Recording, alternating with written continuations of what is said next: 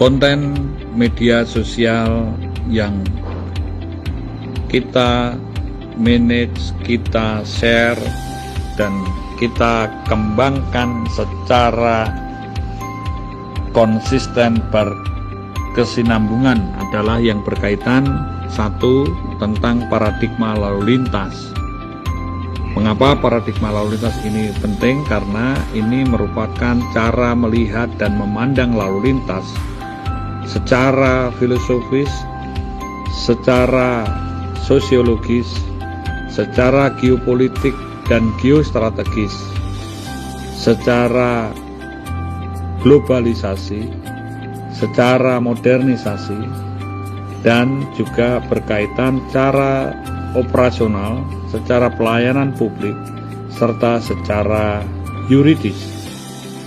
Semua ini berkaitan dengan upaya-upaya implementasi amanat Undang-Undang Lalu Lintas Angkutan Jalan untuk dapat terwujud dan terpeliharanya lalu lintas yang aman, selamat, tertib, dan lancar. Kemudian yang selanjutnya adalah yang berkaitan dengan road safety policing. Ini konteks yang berkaitan peran dan fungsi kepolisian menangani lalu lintas, baik yang bersifat edukatif, rekayasa lalu lintas, penegakan hukum, registrasi dan identifikasi pengemudi maupun kendaraan bermotor, kaitan dengan sistem K3I, komunikasi, koordinasi, komando pengendalian dan informasi, kaitan dengan membangun suatu sistem jejaring pada traffic board dan juga koordinasi antar pemangku kepentingan lainnya, juga berkaitan dengan upaya-upaya untuk menganalisa dampak lalu lintas, serta untuk membangun kaitan dengan profesionalisme penyidik pegawai negeri sipil. Konteks yang dikembangkan selanjutnya adalah berkaitan dengan Safety Driving Center, karena ini merupakan bagian penting untuk mendukung pembangunan upaya-upaya meningkatkan kualitas keselamatan, menurunkan tingkat fatalitas korban kecelakaan, dan kaitan dengan sistem uji SIM, sistem penerbitan SIM, yang bisa dikaitkan pada program-program penegakan hukum, program-program yang berkaitan dengan catatan perilaku berlalu lintas, dan demerit point system. SDC ini juga akan dikembangkan dengan program-program yang berkaitan dengan pembelajaran, master trainer, training, dan juga coaching.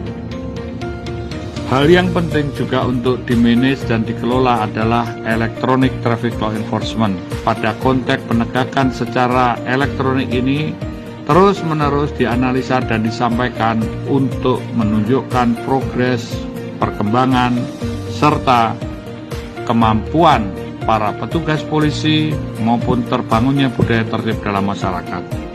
Hal yang penting lainnya adalah konteks smart city, karena di era digital, di era modern, smart city merupakan suatu model bagi kota dengan smart living dan smart mobility. Konteks ini tentu berpikir holistik kaitan dengan angkutan umum, perlintasan, kawasan, dan juga berbagai hal yang mendukung lalu lintas aman, selamat, tertib, dan lancar. Kemudian yang selanjutnya adalah mengembangkan atau men-sharingkan atau juga menyampaikan hasil kajian atau riset pada TARC atau Traffic Accident Research Center. Selain itu juga pada bidang analisa dampak lalu lintas. Pada konteks ini tentu menganalisa dampak lalu lintas adalah untuk membangun hal-hal yang berkaitan dengan sistem dampak atau kaitan dengan masalah road safety dan juga smart city, serta kemitraan sinergitas antar pemangku kepentingan. Dan kita mengembangkan atau juga menjabarkan secara terus-menerus yang berkaitan dengan literasi for road safety atau RASI-ROSA. Konteks ini agar dapat menjadi bagian pengembangan transformasi budaya tertib berlalu lintas. Kemudian yang selanjutnya di dalam manajemen media tentu akan dikaitkan hal-hal yang berkaitan dengan isu-isu penting yang berkaitan dengan lalu lintas. Apakah itu berkaitan dengan kegiatan kemasyarakatan, kaitan dengan masalah kebijakan atau hal-hal yang menjadi pelayanan publik, atau hal-hal yang sifatnya darurat atau kontingensi atau emergensi. Banyak hal lain yang bisa diangkat dan dikembangkan. Sistem-sistem ini tentu akan juga berkaitan dengan apa yang menjadi kreativitas, inovasi, dan program-program unggulan Polantas di seluruh wilayah.